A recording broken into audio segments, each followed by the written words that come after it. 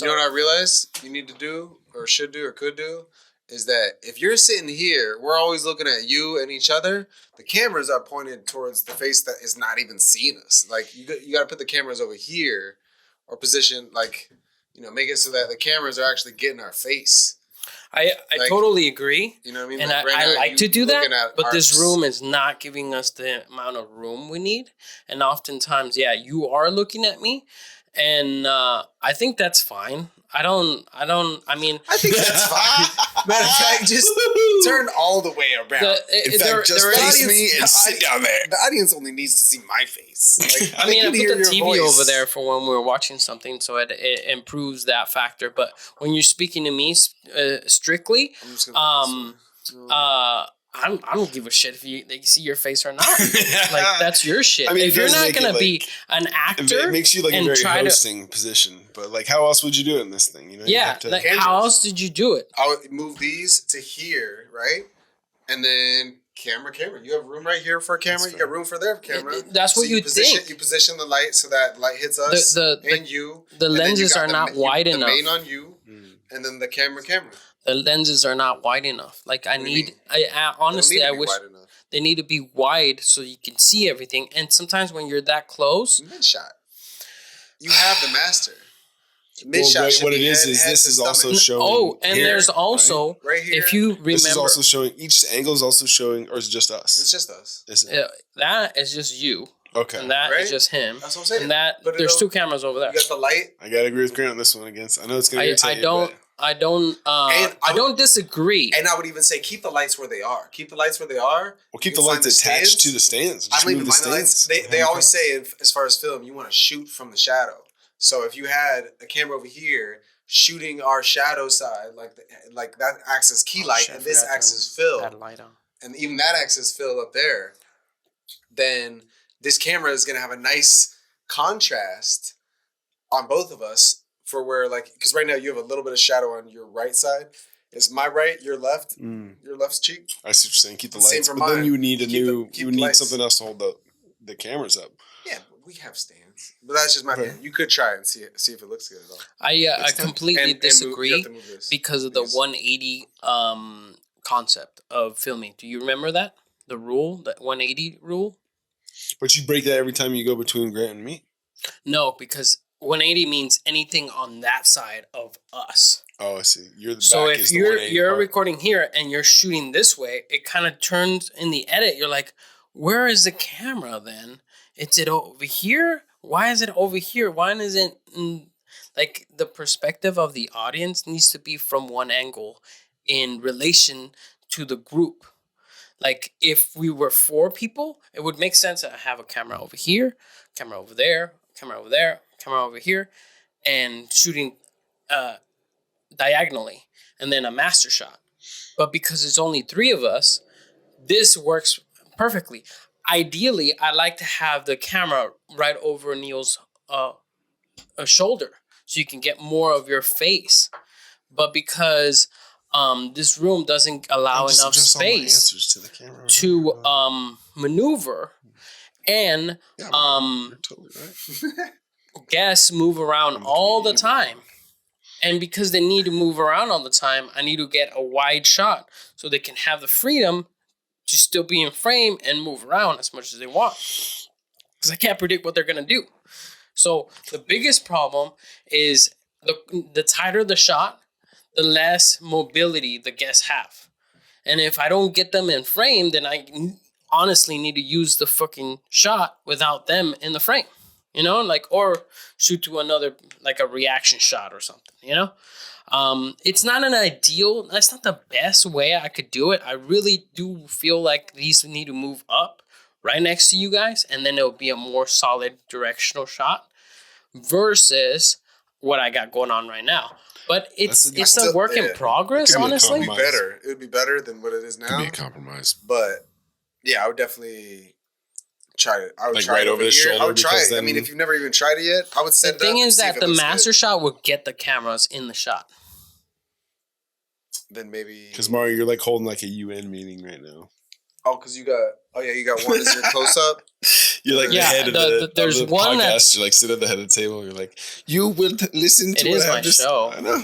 It's my show. And only us giving you notes is never going to happen. The surefire way to change it. But I do like, I hear what you're saying in terms of right over the shoulder, because I can see you pretty square on here. I mean, like, even if I did right over the shoulder, you're going to see the camera from the other shot, which I don't want to accomplish. I don't want to do. And you, as a podcaster, you don't care about the mics ever being in the shot, right? Because no one seems to care about that. But that always bothers me a little bit. I'd much rather have everybody laughed up if it was my show. Yeah.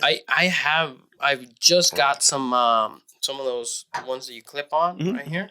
I just got, they're super cheap. I got some for $50. Nice. And pretty good. That actually hook up straight to the 3-pawn plug. The XLR one? XLR, yeah. Yeah. And they sound great. Nice. I honestly do like the sound. But in the edit, it's not that deep. It's not that clear. It's not that precise. These are great. I don't get that great that scale of mobility. They're like very narrow, you know. Mm-hmm. Versus these are $400 mics. Yeah. So what's the ranking? What's the best one on these? Is that one better than these two? This one's super sensitive. So I really, when I speak up, I gotta move back. But this one too is peaking. Those are actually in a lower state. The RE20 that Grant gave away, is really good because it's really soft, but it gets a real good depth of the voice. Mm-hmm. But honestly, most people can't pick up on the quality of the sound. Mm-hmm. As long as they can bring up their volume and they can hear you, that's all they care about, honestly. And a big thing about the edit, when I put it into the system, into the computer, and I'm editing it, is that as we come and go and get closer and go further and move around, I gotta fucking adjust all the volume and clear it up, because... Which is something I learned in the documentary, is because, like, you really don't want to be annoying to people in any sense, but when you're shooting and they're coming over to be part of your project. But like, I'm excited to do a real movie, because then you can be like, oh no, we need to do that again because we didn't get levels. Because people would be talking to somebody on the other side of the room, and they'd be like, and I'd be like trying to get a good soundbite out of it, and it just sucks because you gotta be like peaking, drag it all the way down. Yeah. You're like, hey, don't. And then background sound and stuff, just like never ending. But then it's like, it's your own preference. It's your own rules you're setting up for yourself. You could just be like, fuck it, like this happened. There's something I could do about it. Yeah. And this is what it is. This is real. Real constitutes not very great quality. So I'm trying to get as close as good quality as I can. And then hopefully over time I can build more out of it, Mm-hmm. Mm-hmm. But I see what you're saying. I don't really like going past the 180 rule, because it really does make things look weird. I think that just has to do with film and scenes. That doesn't apply too much as broadcasting, because like if you look at any broadcast, for the most part, they'll cut to a green screen, they cut to a whole different room. The shot is the shot. Like for film, you are trying to tell a specific story. There's like you're trying to unfold a scene, and when you're unfolding a scene, you need the audience to be able to follow that scene. But here, you're not trying to tell a scene; you're just trying to get the information and match the video to whatever somebody's trying to communicate, the audio. And so, as long as you have a solid shot of the person saying something, it's like shooting somebody here and then in Zimbabwe or in Australia. Why do people always use Zimbabwe as a reference? Zimbabwe. I've never heard that as a reference. Yeah, I never heard that as a reference. I like that you did. Yeah. Zimbabwe. I like that you're giving them credit. Shout out. Zimbabwe.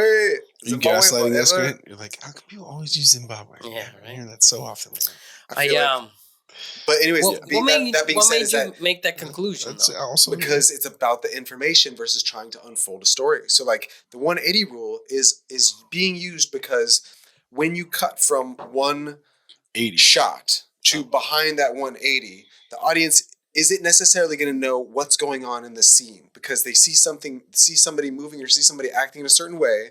And then when you're trying to follow the action, and I think there is the important term, is when you're trying to follow the action of a scene, you don't want to break that 180 rule because it's harder for the audience to follow that action. If we're all seated here, it doesn't matter where you shoot from as much as it matters that you're getting the shot of the individual sitting there and them actually speaking, like a clear, tight shot. You could cut from any angle, boom, boom, boom, boom, boom, around from back behind you, from any angle of any one of us, as long as we're seated still and it's whatever you want the camera to see. That's what's important, because nobody's going to get confused on the scene. There is no scene here. It's just us sitting here talking. Wouldn't you admit too that like even in movies now, the 180 rule gets broken a lot? Like I like that's the thing that you're deciding is the reason for it, because that's necessary, but it is your reason. I mean, like the 180 rule gets broken all the time and people can still follow. The audience is especially in a podcast that's 3 hours long. It's like you're going to realize, okay, they're all sitting in a room together, and you'll figure out where everyone's seated. But this is what I hear love. You about it'll be in the corner of the shot. I get that. The camera will be, you'll definitely see some of the cameras. Which is another thing you're trying to avoid. The master shop's definitely going to pick up the cameras.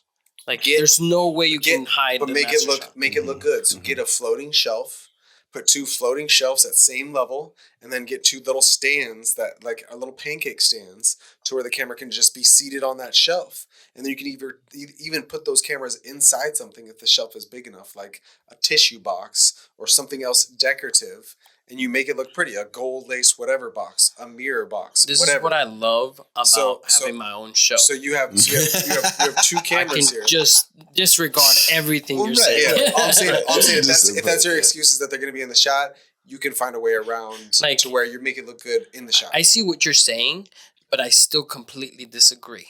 Yeah. Because I honestly wish I had a warehouse and I could just fucking make these fucking 2 cameras way the fuck out there where you can't even see them. All DSLRs. Zoom in. Yeah, totally. Like the 75 to 200 millimeter lenses, like zoomed in on us, all like closed up, and then a nice master shot with everything that you can see, and then boom, like there is no argument on how good it looks. Think about what's that round table talk that they always do with like where you see all those different actors like Shia LaBeouf.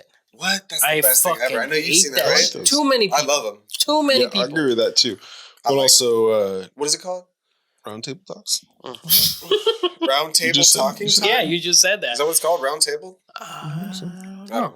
But regardless, I know what you mean. I'm talking about. Yeah. Like that. I think so that cool. stuff is so cool. Same kind of thing with what you're saying is like they're all shooting from the shadows and only the actors are lit. Yeah. And so it's like for me that I love that type of energy because it doesn't matter where the camera's shooting from. It's like everyone's just communicating with each other and they just all have like cameras on. It's like I love it. That's how I want to shoot podcasts too. THR, and their cameras are crazy good. Yeah. Hollywood Reporter does it. I don't remember. But it is like a stage. Dude, I've been